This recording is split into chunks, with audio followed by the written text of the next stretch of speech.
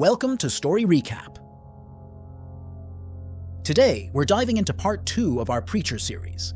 Jesse, Tulip, and Cassidy set out on their quest to find God, but their journey is interrupted when a police car pulls them over, leading to a high-speed chase with multiple police vehicles.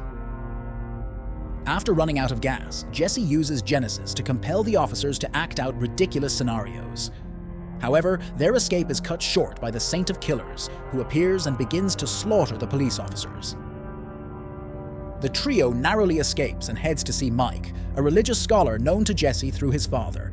Mike informs them that a local strip club manager has reported seeing God at the club. When the Saint of Killers arrives at Mike's location, Mike takes his own life to avoid revealing Jesse's whereabouts.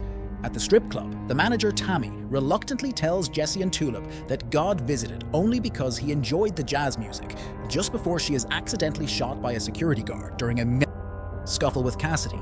Later, at a motel, Jesse spots the Saint of Killers approaching and discovers that Genesis has no effect on him. Jesse, Cassidy, and Tulip narrowly escape from the Saint of Killers and discover what happened to Anvil. Cassidy recalls seeing Fiore on television, now performing as a novelty act at a local Indian-themed casino and hotel.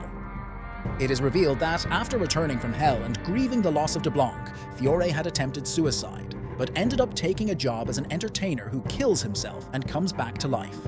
When questioned, Fiore tells Jesse and Cassidy that the Saint of Killers is the one pursuing them, hired by the Angels to eliminate Genesis Jesse. Cassidy promises to persuade Fiore to stop the Saint of Killers. While at the casino, Tulip encounters a figure from her past and kills him in a confrontation. At the bar, Jesse decides that their search for God should lead them to New Orleans. As they leave the hotel, Jesse tells Fiore to find peace. Fiore, acknowledging that the contract remains in effect, asks the Saint of Killers to finally end his life, which the Saint does. Upon arriving in New Orleans, Jesse, Tulip, and Cassidy begin their search for God by exploring various jazz bars. Jesse is dismayed when a man dressed in a dog costume is presented to them as God. Eventually, Jesse encounters a singer who is subsequently kidnapped by a mysterious group but is rescued by Jesse. The singer is later revealed to be an operative for the mysterious organization, and she confirms the existence of Genesis to their leader, Herr Starr. Meanwhile, Tulip and Cassidy visit a house owned by Dennis, who appears to be an acquaintance of Cassidy. Tulip confides in Cassidy about hiding from Victor, a man she betrayed in the past. To resolve the situation, Tulip allows Victor's men to find and capture her. In hell, Eugene is forced to repeatedly relive the traumatic memory of how he became A-Face, discovering that the incident was not his fault. A malfunction in hell disrupts this cycle, leading Eugene to a prison-like environment.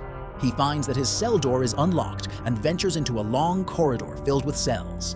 To his shock and horror, Eugene encounters Adolf Hitler emerging from the cell next to his. In an infomercial, Cassidy recognizes the actor who played the imposter God that had addressed Jesse's congregation. The trio tracks down the actor's talent manager, who provides them with a demo reel given to him by the people who hired the actor. The tape reveals the actor being executed in an attempt to reach heaven. Cassidy informs Jesse that Tulip has gone to Victor and might be in danger. At Victor's home, Tulip receives a cold reception from Victor and his associates until Jesse arrives to rescue her. After a confrontation, Tulip reveals to Jesse that Victor is her husband. Meanwhile, in hell, the cells continue to deteriorate. During the breakdowns, Eugene forms an unlikely bond with Hitler, learning that Hitler's most painful memory is from 1918 Munich, when he met an art gallery owner. The ward's superintendent instructs Eugene to act evil, explaining that he is in hell where deviant behavior is monitored and sanctioned. Upon returning to the cell block, Hitler is attacked by fellow inmates, including Tyler. Seeing a surveillance camera, Eugene kicks Hitler in a moment of defiance. In flashbacks, the episode reveals the aftermath of Carlos's betrayal and the loss of Tulip and Jesse's unborn child in Dallas. Struggling to move on, they attempt to lead ordinary lives with legal jobs, but are unable to conceive again. Eventually, Tulip secretly returns to her work as a contract criminal. when Jesse discovers her criminal activities and learns she's been using contraceptive pills, he decides to follow his calling and return to his father's church, which leads to their separation. Tulip then marries Victor for his wealth and influence. In the present, Tulip brings her stepdaughter to Dennis's house, while Jesse contemplates killing Victor. Cassidy persuades Jesse to reconsider, arguing that Tulip has always loved him. Instead of murder, Jesse chooses to have Victor sign divorce papers. That evening, the Saint of Killers arrives at Victor's house in search of Jesse and kills Victor. Victor's frightened daughter, who has been hiding in a closet, reveals to the Saint of Killers that she knows Jesse's location. When the Saint of Killers arrives at Dennis' home, Jesse, Tulip, and Cassidy manage to narrowly escape. They take refuge in a library where they research their relentless pursuer and discover that he has lost his soul. Jesse confronts the Saint and proposes a deal.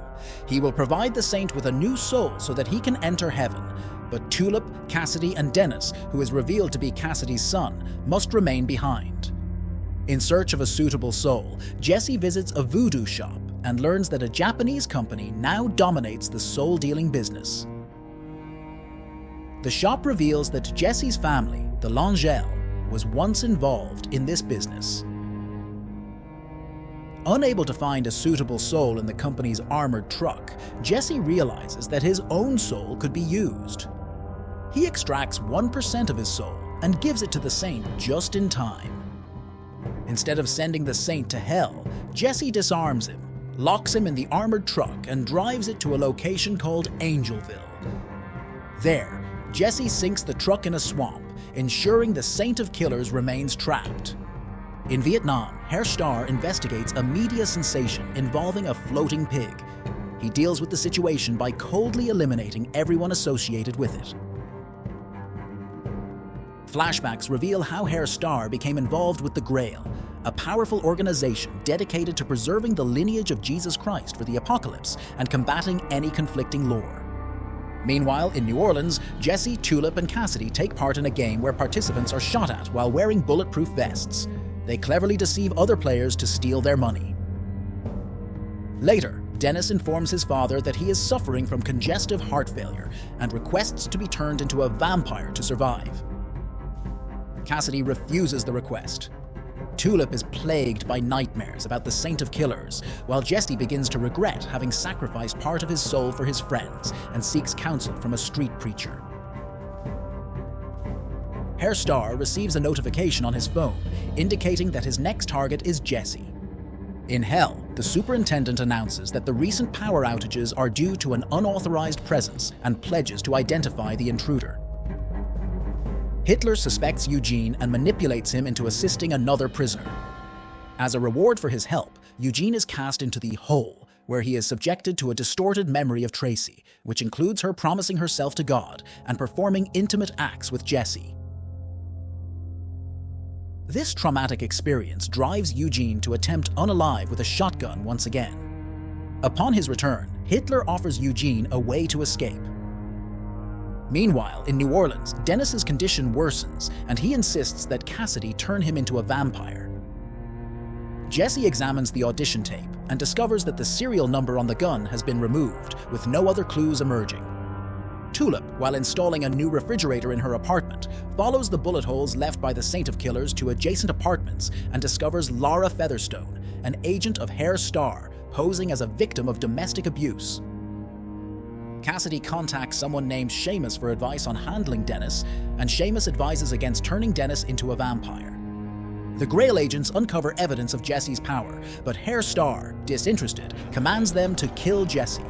After a Grail SWAT team fails to neutralize him, Herr Starr is advised to deploy Brad to finish the job. During the ensuing battle with the soldiers, it becomes clear that Cassidy has indeed turned Dennis into a vampire. As Brad is being prepared, Herr Starr becomes intrigued by Jesse upon learning that he is searching for God. Brad, which turns out to be a combat drone, is set to destroy Dennis's apartment with a missile.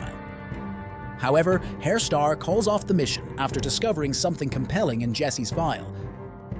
The missile instead strikes Harry Connick Jr.'s SS house, resulting in the singer's death. Herr Starr later meets Jesse at a bar and offers his assistance in the search for God. Laura Featherstone ingratiates herself with Tulip to create discord. Cassidy grows closer to his son, who struggles with controlling his vampire instincts. Jesse continuously uses his powers on Herr Starr to uncover the true nature of the Grail. He discovers that the Grail was responsible for hiring and killing the God Imposter. However, neither the Grail nor their leaders know where God is. Jesse later encounters the latest descendant of Jesus, nicknamed Humperdoo, who suffers from an intellectual disability due to inbreeding, rendering him unfit to be the new Messiah. Herr Starr suggests that Jesse use his powers to fill the void left by God's absence, but Jesse refuses, preferring to rely on his friends. Meanwhile, Herr Starr manipulates the situation to create tension between Jesse and his allies by orchestrating Tulip's discovery of the Saint of Killer's weapons buried under Dennis's apartment, which Jesse had hidden. When Jesse and Tulip retrieve the armored truck from the swamp, they find that the Saint of Killers has vanished. Herr Starr reveals to his agents his scheme to replace the Messiah with Jesse.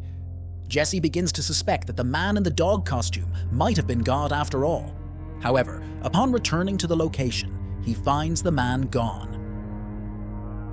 Tulip attempts to melt down the Saint of Killer's weapons but fails, so she decides to send them to Brazil by mail.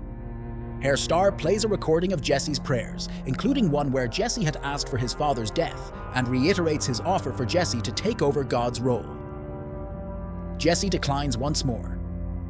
Consequently, it is revealed that the Grail has swapped the armored truck, allowing an operative to release the Saint of Killers. In hell, Eugene, after witnessing Hitler's most painful memory from his time as a good person, agrees to accept Hitler's help in escaping. They both venture into the hole to search for a back door out of their predicament. In hell, Hitler instructs Eugene that he must prove he does not belong there to find the back door for their escape. Once Eugene meets this challenge, they can use a shaft to flee. Meanwhile, Jesse decides he no longer wants to focus on finding God. When the Saint of Killers attacks Jesse and his friends, he is intervened by the Hell's superintendent, who informs Jesse that he is fortunate to have Herr Starr on his side. Back in Hell, the Saint demands an audience with Satan. Jesse's ambulance, which is actually under the Grail's control, transports Tulip and Cassidy to Herr Starr. Herr Starr discloses his plans for Jesse and asserts that Jesse does not genuinely care for his friends. After watching a news broadcast where the Pope announces God's disappearance and the arrival of the new Messiah, Humperdoo, Jesse concludes that he must assume God's role. He calls upon Herr Starr, who then kneels before him. Herr Starr makes his final move in the scheme, positioning himself to gain ultimate control. His actions during the battle highlight his manipulative nature and set the stage for the resolution of his plot. Jesse delivers his first public speech as the new Messiah to a classroom, but the event is abruptly interrupted when armed attackers burst in. Herr Starr informs Jesse that the attack was staged and that the video of the incident is going viral. Meanwhile, when Genesis fails to save Tulip, Jesse stops Cassidy from turning her into a vampire, resulting in Tulip's death. Thanks for watching Story Recap. That's the end of Part 2, and Part 3 will be out soon. If you enjoyed this recap, give us a thumbs up and hit that subscribe button for more awesome content. Drop a comment below with your thoughts and let us know what you want to see next. See you in the next video.